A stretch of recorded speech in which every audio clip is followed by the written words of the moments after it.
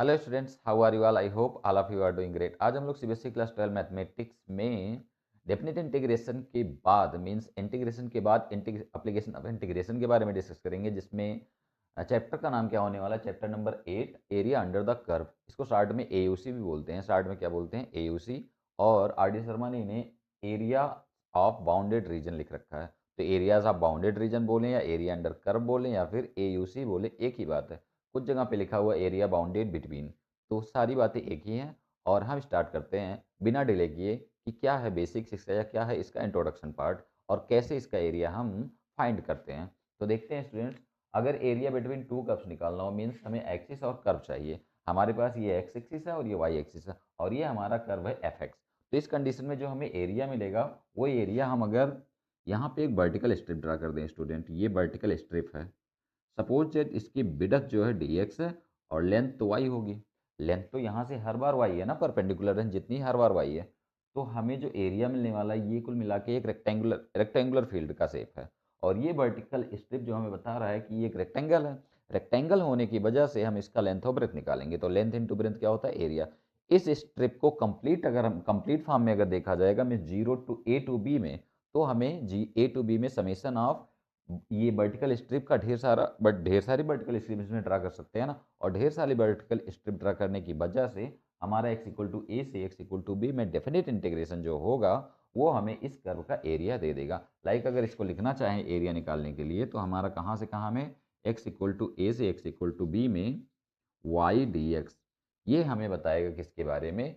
इस कर्व के एरिया के बारे में। किसके बारे में स्टूडेंट्स? इस कर्व के एरिया के बारे में। इस कर्व का एरिया क्या होगा? ए टू बी में वाई डी एक्स। अब वाई डी एक्स मीन समझ में क्या है? ये बेसिकली रेक्टेंगल है। क्या है ये? रेक्टेंगल। एक रेक्टेंगल है, ये लिख देता हूँ, रेक्टेंगल है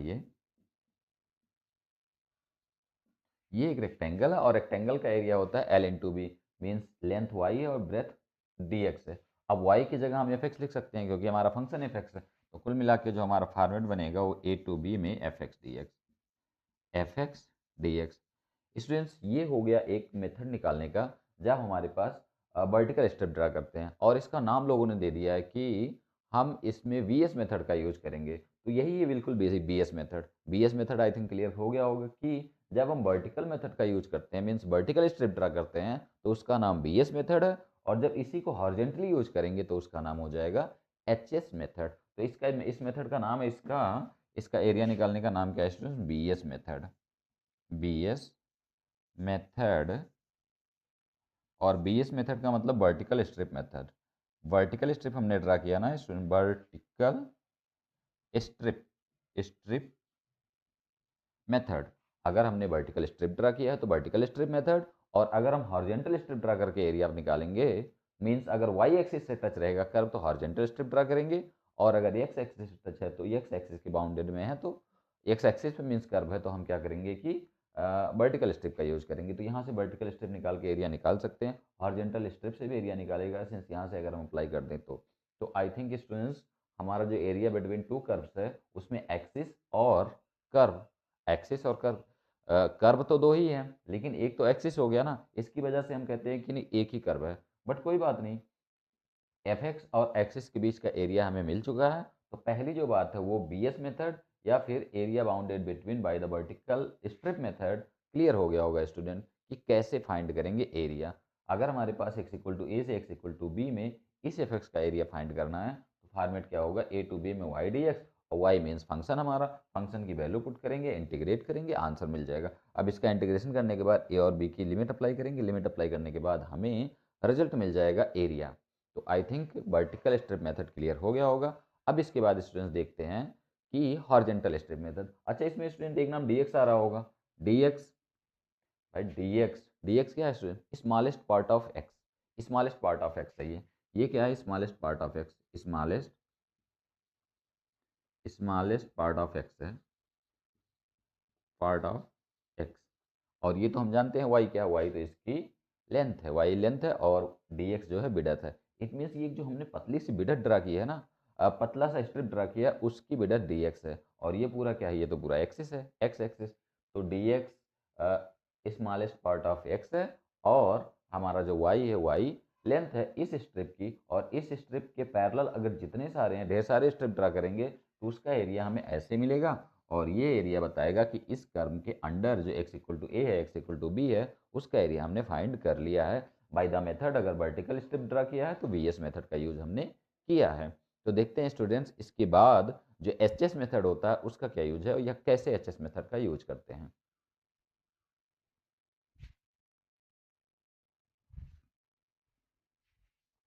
स्टूडेंट्स अगर एरिया बाउंडेड बिटवीन में या फिर एरिया बिटवीन टू कर्व में हम दूसरा मेथड देखें तो एचएस मेथड है। एचएस का मतलब हॉरिजेंटल स्ट्रिप ड्रा करना है। कैसा स्ट्रिप ड्रा करना है student? Horizontal, horizontal, horizontal strip,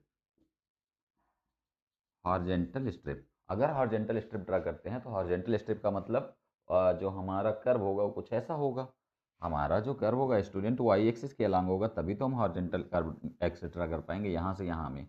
तो यहाँ पे अगर देखें ड्रा करके तो ये देखिए हॉरिजेंटल स्ट्रिप, ये हॉरिजेंटल स्ट्रिप है और इसको बोलते हैं वर्टिकल स्ट्रिप। तो हॉरिजेंटल स्ट्रिप ड्रा करेंगे तो क्या किसके अलॉन्ग आएगा? वाई एक्सिस के अलॉन्ग। अब वाई एक्सिस के अलॉन्ग आएगा तो सब जगह वाई की वैल्यू ली जाएगी, means Y equal to A से वाई इक्वल टू बी में।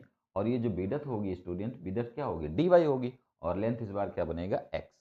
बाकी और कुछ नहीं है। ये जो हमारा विड्थ है इस स्ट्रिप का, इस स्ट्रिप का विड्थ डी वाई और जो लेंथ है वो एक्स बनेगा। अब इस कंडीशन में जो हमें एरिया मिलने वाला है स्टूडेंट वो क्या मिलेगा? तो कुल मिला के Y is equal to A से बी में उल्टा लिख दिया, वाई इज इक्वल टू ए यहाँ लिखना चाहिए था क्योंकि ये नीचे रहेगा और ये ऊपर रहेगा।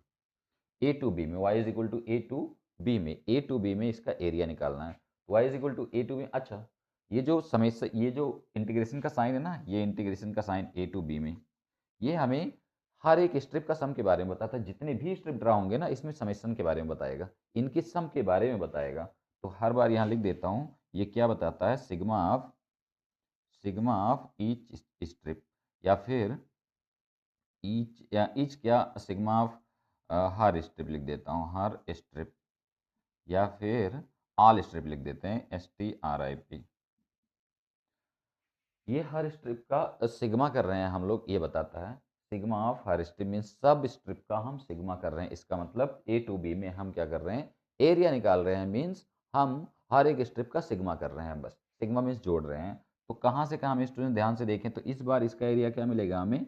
X D Y. क्या मिलेगा स्टूडेंट्स? एक्स डी वाई, क्योंकि ये तो रेक्टेंगल अभी भी है ना, और अभी भी रेक्टेंगल है तो इसका एरिया एक्स डी वाई मिलेगा। अच्छा स्टूडेंट ध्यान, रेक्टेंगल ना पूरा कंप्लीट नहीं होता है, ये थोड़ा सा या तो ऐसे बड़ा होगा, या तो कटा होगा, या तो बाहर की तरफ निकला होगा। तो इसीलिए कभी भी एरिया बाउंडेड बिटवीन रीजन में एग्जैक्ट एरिया नहीं मिलता, इसको हमें इरेज ही करना पड़ता है। ये बहुत छोटा सा पार्ट होता है क्योंकि स्ट्रिप बहुत बहुत पतली, बहुत माइन्यूट पतली है, और पतली होने की वजह से इस एरिया के इस पोर्शन को हमें इग्नोर करके रेक्टेंगुलर फॉर्म में लेके आना होता है। अब रेक्टेंगुलर फॉर्म में अगर ये आ चुका है तो एक्स डी वाई हमारा एरिया हो गया। अब एक्स क्या है? एफ। अरे ये एफ वाई लिख लेना चाहिए था, कोई बात नहीं, इसको एफ वाई लिख देते हैं, तभी तो हमारा काम बनेगा। बिल्कुल, ए टू बी में एफ वाई डी वाई हमारा ये फॉर्मेट हो जाता है, और इसको इंटीग्रेट करके हम एरिया निकाल पाते हैं। तो आई थिंक स्टूडेंट्स ये क्लियर हो गया होगा। पहला मेथड वर्टिकल स्ट्रिप मेथड, दूसरा हॉरिजेंटल स्ट्रिप मेथड। तो हॉरिजेंटल लाइन ड्रा करके बोलते हैं, ड्रा करके निकालते हैं तो हॉरिजेंटल स्ट्रिप मेथड, और अगर वर्टिकल लाइन ड्रा करके निकालते हैं तो वर्टिकल स्ट्रिप मेथड। इसमें बहुत ज़्यादा कुछ नहीं है। डेफिनेट इंटीग्रेशन अगर हमें थोड़ा बहुत पता है तो हम इजीली कर पाएंगे। डेफिनेट इंटीग्रेशन अगर हमें थोड़ा बहुत पता है तो हम इजीली कर पाएंगे, क्योंकि बहुत ज़्यादा इसमें काम करना नहीं होता, और इजीली ये चैप्टर हमें नंबर्स दे जाता है। बहुत ही बेहतरीन चैप्टर है, फटाफट आंसर करके निकाल देता है। अच्छा, दो तीन बातें स्टूडेंट्स और है इसमें। एक ये दूसरी बात हो गई। अब तीसरी बात करते हैं स्टूडेंट्स कि अगर दो कर्व लगे हों, अभी तो ये एक कर्व और एक एक्सिस आ रहा था ना, एक कर्व और एक एक्सिस आ रहा था। अगर दो कर्व हो तो उस कंडीशन में क्या करेंगे स्टूडेंट?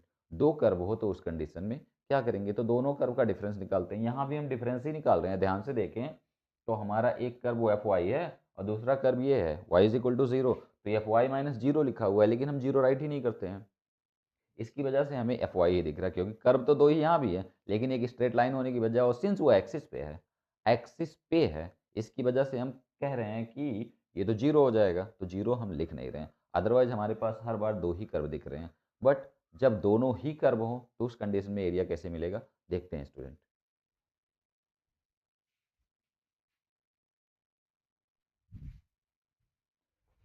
स्टूडेंट अगर ध्यान से देखें तो जो थर्ड पॉइंट हमारा होने वाला है, third point area between two curves में, दो कर्व के बीच का एरिया, इस बार हमारे पास दोनों ही कर्व हैं, लाइक एक एफ एक्स है और एक जी एक्स है। एफ एक्स और जी एक्स के बीच का एरिया निकालने के लिए स्टूडेंट्स क्या करेंगे, तो कुछ नहीं, हमने कहा कि दोनों कर्व का डिफरेंस लेते हैं, मीन्स ऊपर वाले कर्व में से नीचे वाले कर्व को हटा देते हैं, और कुछ नहीं करना। ऊपर वाले कर्व से नीचे वाले कर्व को हटा देंगे। ये ऐसा भी फॉर्मेट लिखा जा सकता है, अगर ध्यान से देखें तो ये कर्व ऐसा भी हो सकता है या ऐसा भी हो सकता है। तो हम क्या करेंगे, यहाँ से एक्सेट्रा करेंगे और वाई वाई पे जाएगा, एक्स एक्स पे जाए या वाई वाई पे जाएगा, बात तो एक ही है। तो अब यहाँ से हमें अगर एरिया निकालना है तो कहाँ से कहाँ में student, A to X equal to A से एक्स इक्वल टू बी में। अब उसके बाद Y one minus Y two लोग करते हैं, Y one minus Y two भी वही बताता है, क्योंकि जो ऊपर वाला पार्टी है उसमें नीचे वाली पार्टी को हटा देते हैं, ऊपर वाली पार्टी में से नीचे वाली पार्टी को हटा देते हैं। ध्यान से वैसे भी देखें, ऊपर वाली पार्टी का मतलब पूरा एरिया और नीचे वाली पार्टी का मतलब ये, तो इसको अगर हटाएंगे तो हमें एरिया बिटवीन मिल जाएगा, यही तो है एरिया बिटवीन।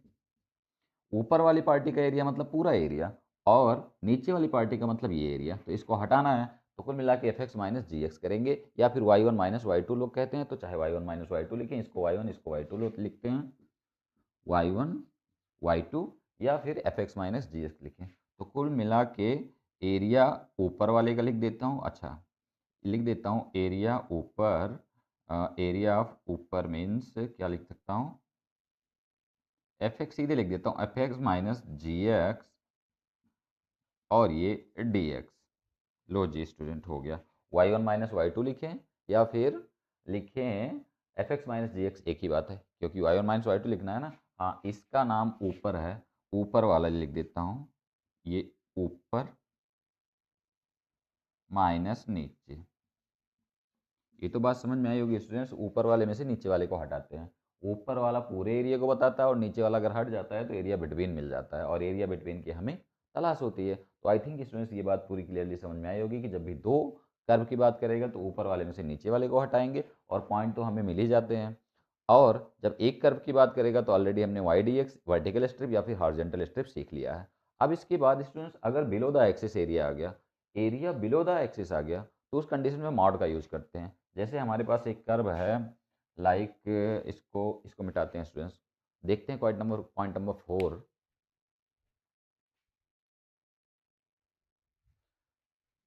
स्टूडेंट्स एक बात और है कि पॉइंट नंबर 4 जो है कि अगर एरिया बिलो द एक्सिस आ गया तो बिलो द एक्सिस एरिया भी पॉजिटिव ही एरिया बताते हैं, क्योंकि एरिया का सम हमेशा पॉजिटिव आता है। ऐसा नहीं है कि अगर हम इसका एरिया निकाल के इसमें से घटा दे तो हमें पूरा एरिया मिल जाएगा, नहीं, दोनों एरिया का सम हमें चाहिए, और सम निकालने के लिए हमें जो बिलो द एक्सिस है उसको मॉड के अंदर रखना पड़ता है, बस और कुछ नहीं। बिलो द एक्सिस वाले को मॉड के अंदर, बाकी को मॉड के ऊपर। तो ये एक कट पॉइंट है ना, इंटरसेक्शन पॉइंट, इसको कुछ सपोज कर लेंगे और यहाँ से यहाँ तक का एरिया एक बार में, और फिर यहाँ से यहाँ तक का एरिया अलग बार में। मीन्स एडिटिविटी, अगर हमने डिफिनिट इंटीग्रेशन की प्रॉपर्टी पढ़ रखी है तो उसमें एडिटिविटी पढ़ रखा होगा। ए टू बी में अगर है और कोई पॉइंट बीच में सी आ गया तो ए टू सी और सी टू बी में चलता था, तो कुल मिला के ये ऐसे ही चलेगा। लाइक अगर हमें निकालना है इसका एरिया तो ए टू सी में हम जाएंगे F X D X plus C to B में, सी टू बी में student F X D X, लेकिन इसका हम लेंगे मॉड, मॉड लेंगे, क्योंकि अगर ये निगेटिव में आ गया तो घटाना पड़ेगा ना, तो निगेटिव एरिया पॉजिटिव कौन करता है, मॉडुलस। अब इन दोनों को हम ऐड कर पाएंगे तो टोटल एरिया ये बताता है, टोटल एरिया कौन बताएगा, ये ए टू सी में और सी टू बी में, ये मॉड में लिया जाएगा। जो बिलो द एक्सिस एरिया है उसको हम मॉड में लेते हैं, अदरवाइज हमारा ये घट जाएगा और एरिया हमें कम मिलेगा, क्योंकि इसमें से इसको घटाएंगे तो कुछ मिलेगा कि नहीं पता नहीं, थोड़ा बहुत मिलेगा या ना मिलेगा, लेकिन हमें तो टोटल एरिया चाहिए ना। अगर टोटल एरिया चाहिए तो इसमें इसको ऐड करना पड़ेगा, और ऐड करने का तरीका है बिलो द एक्सिस के लिए हम क्या अप्लाई करेंगे, मॉड। तो आई थिंक स्टूडेंट्स ये मॉडुलस वाला सिस्टम समझ में आ गया होगा कि अगर बिलो द एक्सिस है तो हम उसको मॉड के थ्रू चलेंगे, और अगर अबव द एक्सिस है तो अबव द एक्सिस के लिए वर्टिकल स्ट्रिप या हॉरिजॉन्टल स्ट्रिप या फिर अपर माइनस लोअर को अप्लाई कर सकते हैं। स्टूडेंट्स आई थिंक क्लियरली ये सारी बात समझ में आ गई होगी। अच्छा, अब एक और बात स्टूडेंट, जो कभी भी अगर एक्स स्क्वायर वाई स्क्वायर या फिर दोनों पे स्क्वायर हो तो उस कंडीशन, अगर एक्स स्क्वायर है तो एक्स एक्सिस के अबाउट सिमेट्रिक, वाई स्क्वायर है तो वाई एक्सिस के अबाउट सिमेट्रिक, और अगर दोनों पे स्क्वायर है तो बोथ सिमेट्रिक होगा, बोथ एक्सिस पे सिमेट्रिक होता है। सिमेट्रिक का मतलब होता है आधा इधर आधा उधर। अब इस पे बेस्ड एक आध क्वेश्चन करते हैं स्टूडेंट्स, और introduction part I think clearly समझ में आ गया होगा। इक्का दुक्का क्वेश्चन करके हम इस स्टोरी को करेंगे क्लोज, और स्टार्ट करेंगे एक्सरसाइज।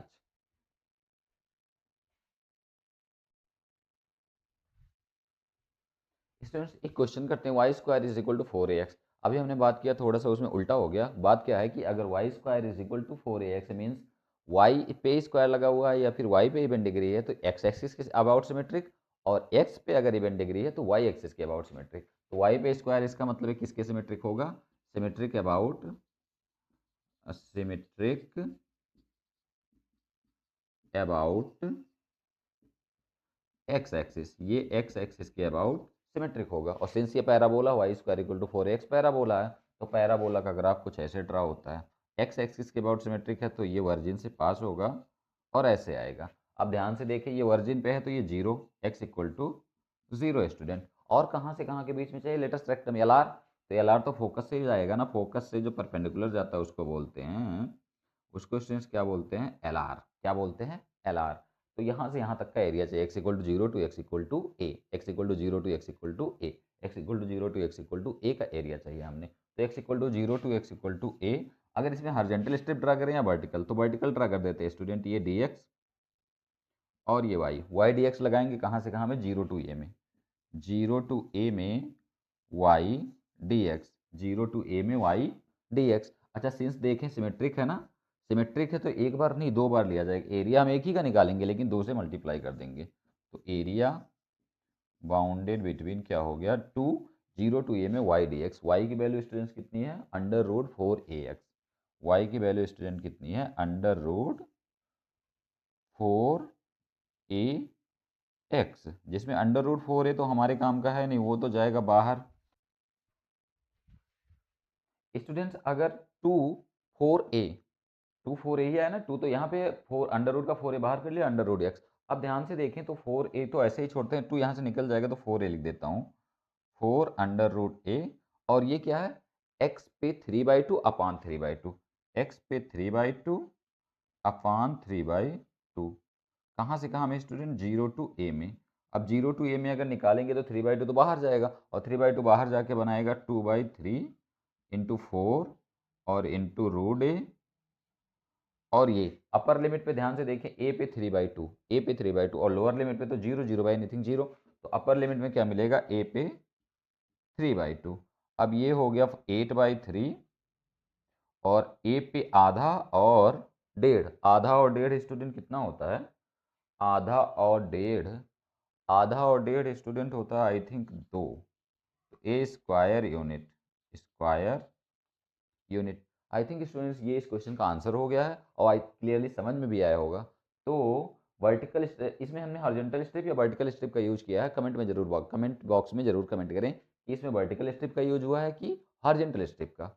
अब स्टूडेंट्स आई थिंक हमने बेसिक जो की बात की या फिर एक्सरसाइज स्टार्ट करने के पहले का जो बेसिक था वो क्लियर समझ में आ गया होगा। इसके बाद हम एक्सरसाइज स्टार्ट करेंगे। इस सेशन को करते हैं यहीं पे क्लोज। यदि वीडियो हेल्पफुल लगी हो तो लाइक शेयर सब्सक्राइब कर सकते हैं। तब तक के लिए स्टूडेंट्स टेक केयर।